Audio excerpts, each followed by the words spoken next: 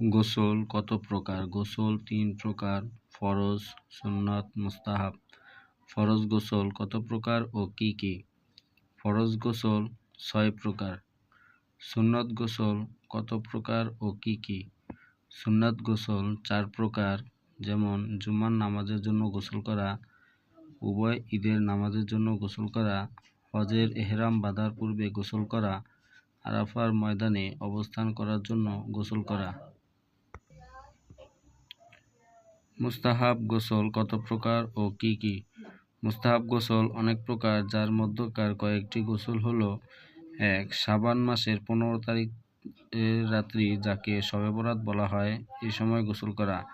আরাফার রাত্রিতে গোসল করা, অর্থাৎ জিলহজের ৮ তারিখ সন্ধ্যার পর আগত রাত্রিতে গোসল করা। সূর্যগ্রহণ ও চন্দ্রগ্রহণের নামাজের জন্য গোসল করা। ইস্তেসকার নামাজের জন্য গোসল করা। মক্কা মুআজ্জামা অথবা মদিনা মুনাওয়ারার প্রবেশের জন্য গোসল করা। মাইয়াতকে গোসল দেওয়ার পর গোসলদাতার গোসল করা। কাফিরদের ইসলাম গ্রহণের পর গোসল করা। যদি গোসলের প্রয়োজন হয়, এই অবস্থায় কেউ নদীতে ডুব দেয় অথবা বর্ষায় দাঁড়িয়ে থাকে আর সমস্ত শরীরে পানি প্রবাহিত হয়ে যায়, তাহলে কি গোসল আদায় হয়ে যাবে কি না?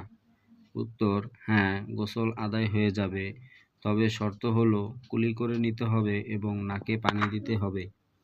গোসলরত অবস্থায় কিবলার দিকে মুখ করা জায়েজ কিনা? উত্তর: যদি গোসল অবস্থায় শরীর উলঙ্গ থাকে, তাহলে কিবলার দিকে মুখ করা জায়েজ নাই, আর সতর ঢাকা থাকলে কোনো ক্ষতি নাই। সতর খুলে গোসল করার হুকুম কি? গোসলখানায় অথবা এমন স্থানে যেখানে অন্য ব্যক্তির দৃষ্টি তার অর্থাৎ গোসলকারীর উপর না পড়ে, সেখানে উলঙ্গ হয়ে গোসল করা জায়েজ। গোসলের মধ্যে মাকরুহ কয়টি? 4টি। ১. অতিরিক্ত পানি ঢালা। ২. সতর খোলা অবস্থায় কথা বলা। সতর খোলা অবস্থায় কিবলার দিকে মুখ করা। সুন্নতের খেলাফ গোসল করা।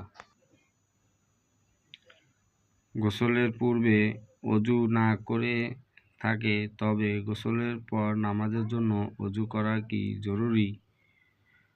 উত্তর: গোসলের মধ্যে অজু হয়ে গেছে, অতএব পুনরায় অজু করার প্রয়োজন নেই।